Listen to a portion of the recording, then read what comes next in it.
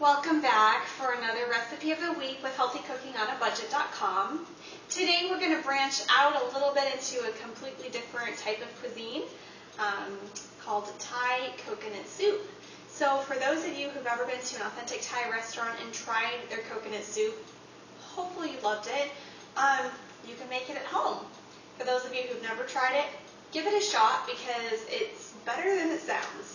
One of the things I love about some of the cuisines like Thai and Indian and other ones like that is that they blend some really amazing flavors together, things that we may not consider normally putting together to give it a really unique flavor. And of course, the same is true with the Thai coconut soup.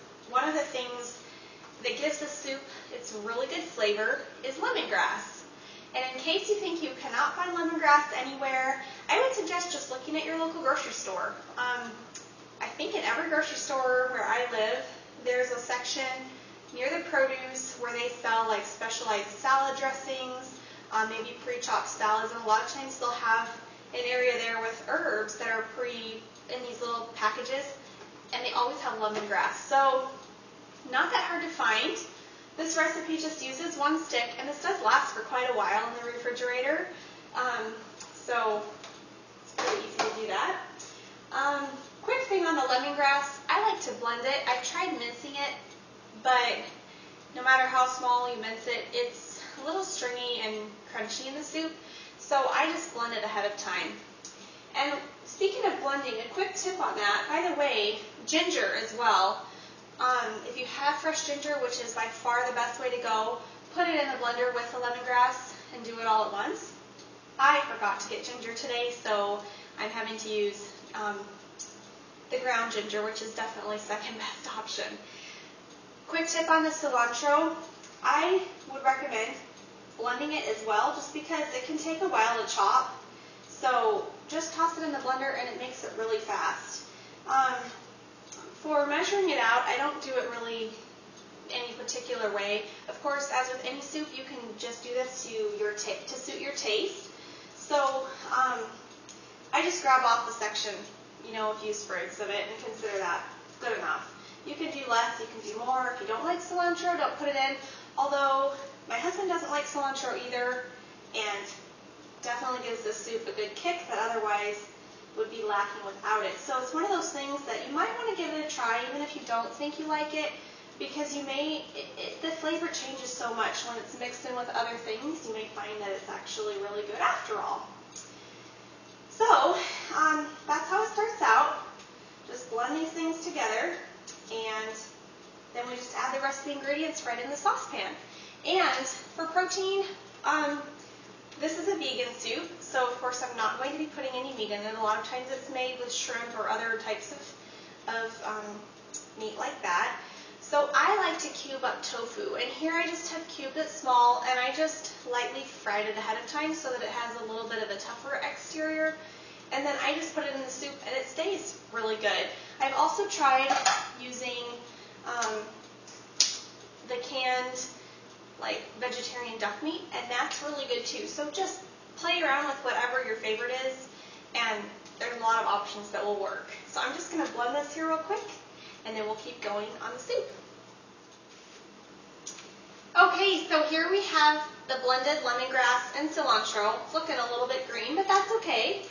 Just pour that into the coconut soup, and then we're going to start adding the rest of the stuff. So with the water, what you pretty much want to do is make it so that depending on the coconut milk that you use will vary how much water you have. If your coconut milk is really super thick, kind of like concentrate, you probably will want to add the 2.5 cups that's in the recipe per cup of coconut milk. If you have a very thin or light coconut milk, you might need to reduce that a little bit, or if it's really watery already, maybe just go with the straight coconut milk and put the whole can in, or add 1.5 cans, or do whatever. Just play around with it a little bit to get the consistency that you want. So we have here some chicken seasoning. This, of course, is not real chicken. It is a vegetarian one. Bragg liquid aminos. If you prefer to use soy sauce, of course that's completely up to you. I prefer the Bragg liquid aminos. And then of course I have my ground ginger since I didn't have the good kind. And this is a chili paste. Again, you can find this at every grocery store. I'm quite positive. It's got the green lid, and they have it with garlic or without. This one is the garlic one, but you can do either way.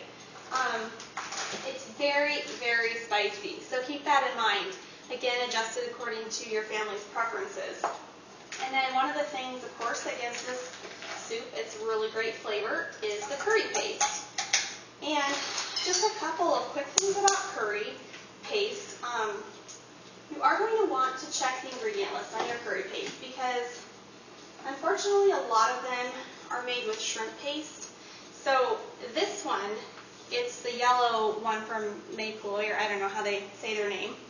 But this one is the only one of this brand that's in the yellow container that does not have shrimp paste. Their green curry paste and their red curry paste both have shrimp in it. So, of course, if you want to avoid that, go with the yellow one.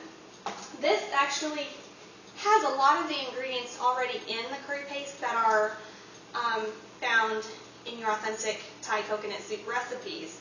So I found this to be a really quick way rather than going and getting all of the ingredients separately and adding all of the spices, because basically everything is in that curry paste, even though it can also be used for Indian food. It works perfect for me. So it's a simple shortcut that I found. But of course, you can always do it by finding all of the ingredients separately as well. And just a little hair touch of the sweetener. I use agave nectar or honey. You can do whatever you prefer.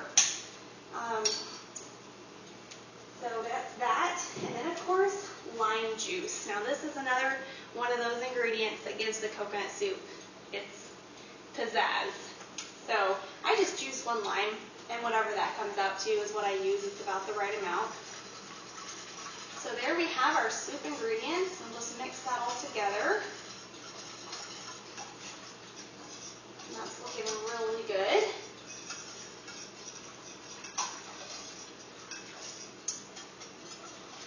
So like I said, of course, as you try making this, test it as you go along and change things up to suit your taste, whatever you think is going to be more suitable for you. Some people can't stand anything spicy, so obviously you may not want to put any of the chili paste in it. Other people, of course, really like super spicy food. I'm kind of in the middle of the road person, or that's how I consider myself anyway. So I just wrote the recipe out for my taste buds, but of course do whatever works for you. And that's all there is to it. Simple, vegan, Thai coconut soup. Delectable. So use it whenever you want to have something a little special.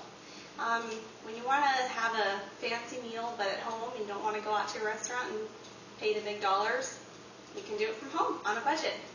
So, of course, as always, eat healthy to stay healthy, and check back to healthycookingonabudget.com for another fantastic recipe of the week. And also, if you want to subscribe to my YouTube channel, and you'll get automatic notifications whenever I upload a new video. So we will catch you next time.